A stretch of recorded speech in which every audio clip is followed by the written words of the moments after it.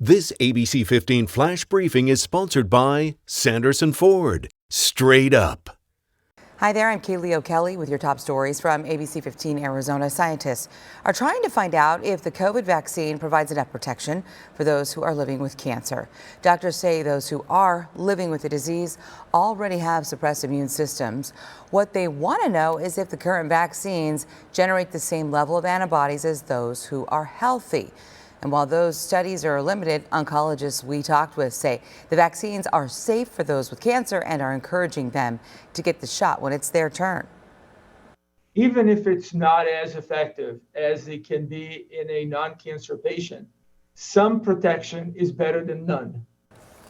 So if you have cancer and you are considering getting vaccinated, we advise you speak directly to your primary care physician.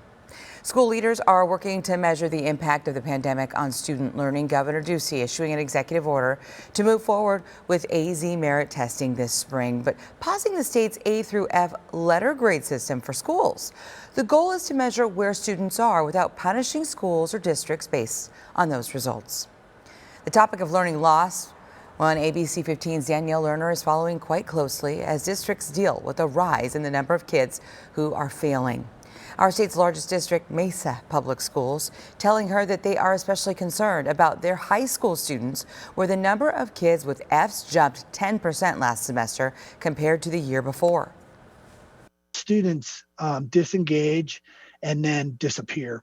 And so there was a number of kids that would log on periodically but wouldn't turn in assignments. There's 4 years to accumulate a certain amount of credits, and if you end up 2 or 3 credits deficient, then you have to make that up within the same to keep them on track for graduation. A lot to consider here. Mesa and many other districts are now rolling out targeted interventions and supports to help students stay or get back on track here. This isn't just a Valley issue. Families across the state are dealing with this. It's why ABC 15 is teaming up with our sister station in Tucson for a live town hall today, and it will be on our ABC 15 Facebook page. It starts at noon. The winter sports season well underway for Arizona schools. More fans will soon be allowed in the stands. The Arizona Interscholastic Association voting to expand the number of people who can go, but a number that's not set just yet. It's up to the school districts to decide after meeting with local health officials. Well, even before the pandemic, it was a race against time to preserve native languages across the nation, and now COVID has accelerated this. The Cherokee Nation has had more than 30 of its 2,000 fluent speakers pass away during this pandemic, and they've made sure Cherokee language speakers did receive the COVID vaccine. Other tribes have been prioritizing native speakers as well. The Language Conservancy is one group working to revitalize native languages. It's basically taken what might have given us another 5 years with the language, has now decreased it to maybe just a year or two before the last speakers pass on. And so it's taken basically already a terrible crisis and it created a whole nother tragedy on top of it. This is all about keeping history alive, right? Living history. It includes the teacher training and teaching young people native languages. It usually happens in person.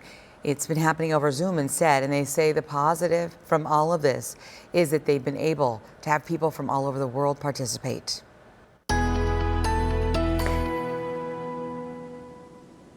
Time now for that most accurate forecast. I'm meteorologist Iris Hermosillo. We're going to see another quick moving disturbance. It's going to bring a few snow showers to northern Arizona today, mainly for areas along the Mogollon Rim and in northeast Arizona by this afternoon. But we won't see much in terms of accumulation. At most, maybe a trace around the Flagstaff area. That really is it. For the valley, some passing clouds later this afternoon and evening, but otherwise staying mostly sunny and dry and a little cooler thanks to that storm system. Also breezy because of that disturbance moving through. In fact, those winds get stronger by this afternoon, sustained close to 10 to 20 miles an hour with wind gusts as high as 30 here in the valley, and expect stronger winds along the Colorado River Valley where wind gusts could be as high as 35 to 40 miles an hour.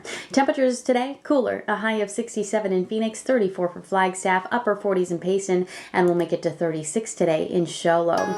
Temperatures will stay in the 60s for the Phoenix area again tomorrow, but then the 70s are back starting Friday, and we've got warmer weather in sight, especially early next week. And for the latest headlines, weather, and traffic, head to abc15.com or download our free mobile app. Make it a great day.